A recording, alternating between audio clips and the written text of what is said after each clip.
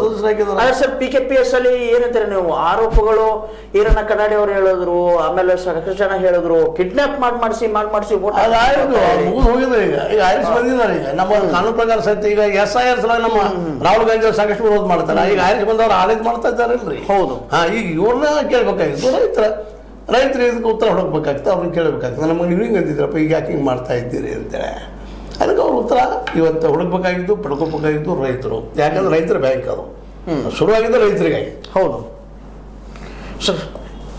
ನಿಜಕ್ಕೂ ರೈತರು ಬ್ಯಾಂಕ್ ಬಂದ್ ಮಾಡ್ತಾರ ಅಂದ್ರೆ ಏನಕ್ಕೆ ನಾ ಈ ಮಾತು ಕೇಳ್ತಾ ಇದ್ದೀನಿ ಅಂತಂದ್ರೆ, ರೈತ 40,000 50,000 ಅಟ್ಟೆ ಸಾಲ ತಗೊಂಡು ದೇಶ ಬಿಟ್ಟು ಓಡ್ ಹೋಗ್ತಾನ? ವಿಜಯ ಮಲ್ಯ ತರ ರೈತರಾಗ್ತಾರ? 45,000 ಅಲ್ಲಿ ಹೋಗ್ಬೇಕು. ಅಲ್ಲ ಸರ್, ನಾನು ಕೇಳ್ತಾ ಇದ್ದೀನಿ ಅಂದ್ರೆ ರೈತರ ಸಾಲ ಕೊಟ್ರೆ ಬಂದಾಗತ್ತೆ, ಹೌದಾ? ಲಾಸ್ಟ್ ಪ್ರಶ್ನೆನೂ ಅದೇ ಇದೆ. ಇದು ಇಷ್ಟೇ ಸಾಲ ತಗೊಂಡು ಇಷ್ಟೇ ದುಡ್ಡು ತಗೊಂಡು ರೈತರು ಫ್ರಾಡ್ ಮಾಡ್ತಾರ? ಫ್ರಾಡ್ ಇನ್ ದ ಸೆನ್ಸ್ ಹೆಂಗೆ? ವಿಜಯ್ ಮಲ್ಯ, ನೀರವ್ ಮೋದಿ ಇವ್ರ ಲಿಸ್ಟ್ ಅಲ್ಲಿ ನಮ್ಮ ರೈತರು ಬರ್ತಾರ? ಬಂದ್ರೆ ಬಾದ್ ಹೊಡದಲ್ರಿ.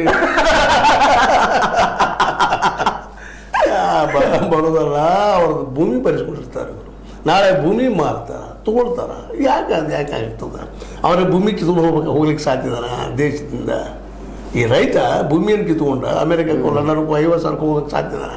ಇವತ್ತು ಫ್ಲೈಟ್ ರೇಟ್ ಇಲ್ಲ, ಫ್ಲೈಟ್ ಟಿಕೆಟ್. ಸರ್, ಅವ್ರ ಮಾತಿನ ಶೈಲಿ ಹೆಂಗಿತ್ತು ಅದು ಕೇಳಿದೆ ನಾನು. ಇಲ್ಲಿ ಅವರನ್ನು ಸಹಜದ. ಯಾಕಂದ್ರೆ ಬ್ಯಾಂಕ್ ನಡಿಬೇಕಾದ್ರೆ ದುಡ್ಡು ಬರಬೇಕು, ಹಾಕಿದ್ರು ಕಾಲ್ ಬರಬೇಕು, ಬಡ್ಡಿ ಬರಬೇಕು, ಅದನ್ನ ನಡೀತದೆ ಅಂತೇಳಿ ಒಬ್ಬ ಸಾಮಾನ್ಯ ವ್ಯಕ್ತಿ ಹೇಳುವಂತ ಕ್ಯಾಲ್ಕುಲೇಷನ್ ಮಾಡುವಂತ ಲೆಕ್ಕದ ಪಾಪ ಅವರು.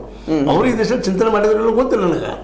ಅವರು ಈ ದಿವಸ ಚಿಂತನೆ ಮಾಡಿಲ್ಲ ಅಂತ ಮಾತಾಡೋದು ನೋಡಿದ್ರ ಹಂಗೆಲ್ಲ ಎಷ್ಟು ಕೊಟ್ಟಿದ್ದಾರೆ ಸರ್?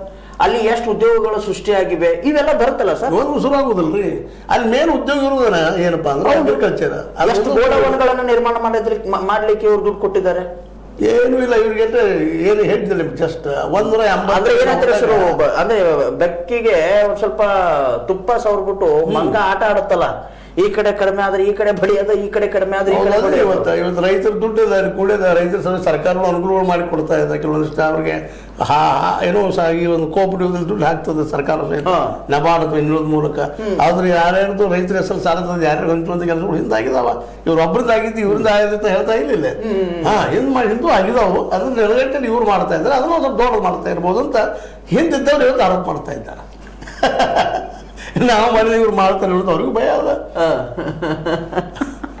ನಾವು ಇಲ್ಲಿವರೆಗೆ ಮಾಡ್ತಾ ಬಂದಿದ್ವಿ, ಇಲ್ಲಿ ಇವ್ರು ಮಾಡ್ತಾ ಇದ್ದಾರೆ, ಇವ್ರು ಹೆಚ್ಚು ಮಾಡ್ತಾರೆ ಅಂತ ಅವ್ರಿಗೆ ಕಾಡ್ಲಿಕ್ಕಂತಾರೆ.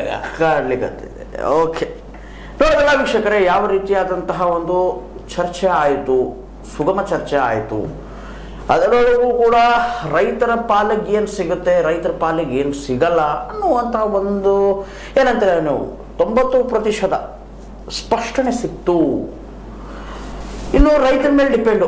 ರೈತರು ಏನು ಮಾಡ್ತಾನೆ, ರೈತ ಏನು ಮಾಡ್ತಾನೆ, ಈ ಬ್ಯಾಂಕನ್ನು ಉಳಿಸ್ಕೊಳ್ಳೋಕ್ಕೆ ಏನಾದರೂ ಹೋರಾಟ ಮಾಡ್ತಾನ ಇಲ್ಲಪ್ಪ ಅಂತಂತಂದ್ರೆ ಹೆಂಗೆ ನಡೀತಾ ಇದು ಜೈ ಹಿಂದ್ ಅಂತ ಹೇಳಿ ನಡೆಸ್ತಾನ. ಇದಾಗಿತ್ತು ಇವತ್ತಿನ ಸುದ್ದಿ. ಇನ್ನಷ್ಟು ಸುದ್ದಿಗಳಿಗಾಗಿ ಸದಾ ಫಾಲೋ ಮಾಡ್ತಾರೆ 60 ನ್ಯೂಸ್. ಇದು ಸತ್ಯದ ಕೈಗನ್ನಡಿ.